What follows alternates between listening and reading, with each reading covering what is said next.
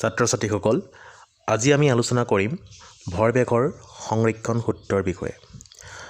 ভৰবেগৰ সংৰক্ষণ সূত্ৰটো হ'ল বাহ্যিক অসন্তুলিত বলে ক্ৰিয়া নকৰা পৰ্যন্ত দুটা বস্তুৰ সংঘাতৰ আগৰ মুঠ ভৰবেগ সংঘাতৰ পিছৰ মুঠ ভৰবেগৰ সমান।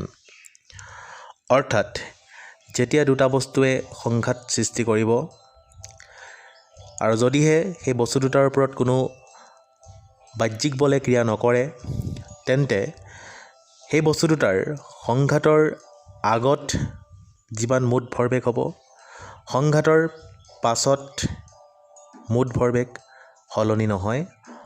তাকে কৈছে যে সংঘাতৰ আগৰ মুঠ ভৰবেগ সংঘাতৰ পিছৰ মুঠ ভৰবেগৰ সমান। অৰ্থাৎ ভৰবেগ সংৰক্ষণ হৈ থাকে, গতিকে ইয়াক ভৰবেগৰ সংৰক্ষণ সূত্ৰ বুলি কোৱা হয়। ইয়াক আমি গাণিতিকভাৱে কিদৰে প্ৰকাশ কৰে চাওঁ আহা। ছাত্ৰ ছাত্ৰীসকল ভৰবেগৰ সংৰক্ষণ সূত্ৰক গাণিতিকভাৱে প্ৰকাশ কৰিবৰ বাবে মই ধৰি লৈছোঁ দুটা বস্তু এ আৰু বি। এ বস্তুটোৰ ভৰ MA বুলি ধৰিছোঁ আৰু বি বস্তুটোৰ ভৰ ধৰিছোঁ মই MB। এ আৰু বি বস্তু দুটাই দুটা বেলেগ বেলেগ বেগেৰে গতি কৰি আছে। ধৰিছোঁ যে এ বস্তুটোৱে UA বেগেৰে আৰু বি বস্তুটোৱে UB বেগেৰে গতি কৰি আছে। আৰু কেনেকৈ গতি কৰিছে? এডাল সৰল ৰেখাত গতি কৰিছে আৰু একে দিশতে গতি কৰিছে।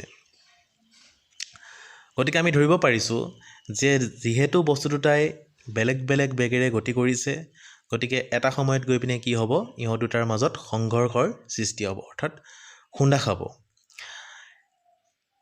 যিহেতু মই ধৰিছোঁ যে এ বস্তুটোৰ বেগ আৰু বি বস্তুটোৰ বেগ বেলেগ বেলেগ, গতিকে কোনোবা এটা বস্তুৰ বেগ নিশ্চয় বেছি হ'ব লাগিব। মই ধৰিছোঁ যে এ বস্তুটোৰ বেগ বিতকৈ বেছি, গতিকে ধৰি লৈছোঁ যে ধৰা হওক UA is greater than UB। গতিকে এ আৰু বি বস্তুৰ মাজত কি হৈছে? সংঘাত সৃষ্টি হৈছে। ধৰি লৈছোঁ টি সময়ৰ বাবে সংঘটিত সংঘাতটোত এ বি বস্তুটোৰ ওপৰত FAB আৰু বিয়ে এ বস্তুটোৰ ওপৰত FBA বল প্ৰয়োগ কৰিছে।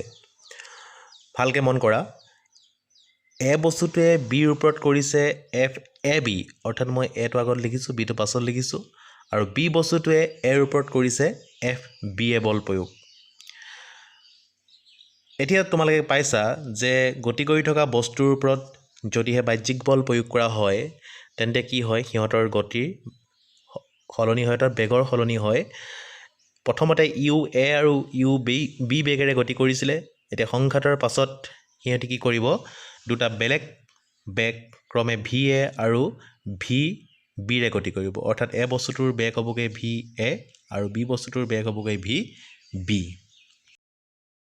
এতিয়া সংঘাতৰ আগত আৰু পাছত যদি মই এ বস্তুটোৰ ভৰবেগ চাওঁ তেতিয়া পাম সংঘাতৰ আগত এ বস্তুটোৰ ভৰবেগ হ'ব MA UA আৰু সংঘাতৰ পাছত এ বস্তুটোৰ ভৰবেগ হ'বগৈ MA VA। অৰ্থাৎ বেগটো VL সলনি হৈছিলে, গতিকে তাৰ ভৰবেগো সলনি হ'ব MA VA। সংঘাতৰ সময়ত যিহেতু এ বস্তুটোৰ ওপৰত বি বস্তুটোৱে FBA পৰিমাণৰ বল প্ৰয়োগ কৰিছিলে, গতিকে তাৰ কি হ'ব? ভৰবেগৰ পৰিৱৰ্তন হ'ব। আৰু সংঘাতটো মই টি সময়ৰ কাৰণে হৈছে বুলি ধৰিছিলোঁ, গতিকে তাত ভৰবেগৰ পৰিৱৰ্তন এ বস্তুটোৰ ক্ষেত্ৰত হ'বগৈ MA VA minus UA divided by t. আৰু এইটো কাৰ সমান হ'ব? FBAৰ সমান হ'ব। আমি এইটো ক'ৰ পৰা পাওঁ? নিউটনৰ গতিৰ দ্বিতীয় সূত্ৰৰ পৰা। ভৰবেগৰ পৰিৱৰ্তনৰ হাৰ প্ৰয়োগ কৰা অসন্তুলিত বলৰ সমানুপাতিক, গতিকে FBA সমান MA VA minus UA divided by t. এতিয়া সংঘাতৰ পাছত আৰু আগত যদি মই বি বস্তুটোৰ ক্ষেত্ৰত চাওঁ ঠিক তেনেকৈ পাম MB UB আৰু MB VB। সংঘাতৰ আগত হ'ব ভৰবেগ MB UB আৰু সংঘাতৰ পাছত ভৰবেগ হ'ব MB VB। বেগটো সলনি হৈছে, গতিকে আগৰ দৰেই যদি সংঘাতৰ সময়ত বি বস্তুটোৰ ভৰবেগৰ পৰিৱৰ্তনৰ হাৰ আমি চাওঁ, আমি পাম MB VB minus UB divided by t. আৰু এইটো কাৰ সমান হ'ব? বি বস্তুটোৰ ওপৰত এ বস্তুটোৱে যিমান বল প্ৰয়োগ কৰিছিলে অৰ্থাৎ FAB তাৰ সমান হ'ব। অৰ্থাৎ FAB সমান MB VB minus UB divided by t. এতিয়া নিউটনৰ গতিৰ যি তৃতীয় সূত্ৰ আছিলে তাৰ মতে যদি চাওঁ আমি পাম যে এফ এ বি আৰু এফ বি এ বল দুটা সমান হ'ব আৰু বিপৰীতমুখী হ'ব। এইটো আমি নিউটনৰ গতিৰ তৃতীয় সূত্ৰৰ পৰা পাইছোঁ। অৰ্থাৎ এফ এ বি সমান আমি লিখিব পাৰোঁ মাইনাছ এফ বি এ, আৰু এফ এ বি আৰু এফ বি এৰ যদি মই মানখিনি পাতি দিওঁ তেতিয়া মই এইদৰে পাম। তোমালোকে দেখিছা এইটো কেলকুলেশ্যন কৰি পিনে টি কেঞ্চেল গুচি গ'ল, M B V P minus U B এইফালে M A V A minus U A আছিলে, তাৰ আগত মাইনাছ আছিলে।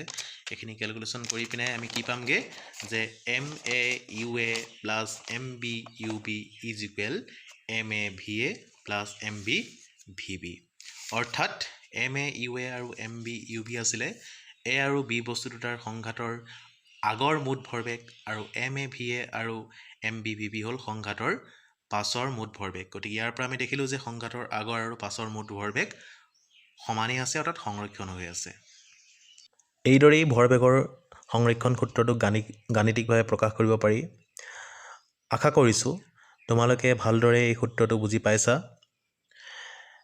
এই সূত্ৰটোৰ পৰা পৰীক্ষাত সঘনাই প্ৰশ্ন অহা দেখা যায়, গতিকে তোমালোকে বিষয়টো গুৰুত্ব দি ভালদৰে বুজিবলৈ চেষ্টা কৰিবা বুলি আশা ৰাখিলোঁ। আৰু আজিলৈ পাঠ ইয়াতে সামৰণি মাৰিলোঁ। ধন্যবাদ।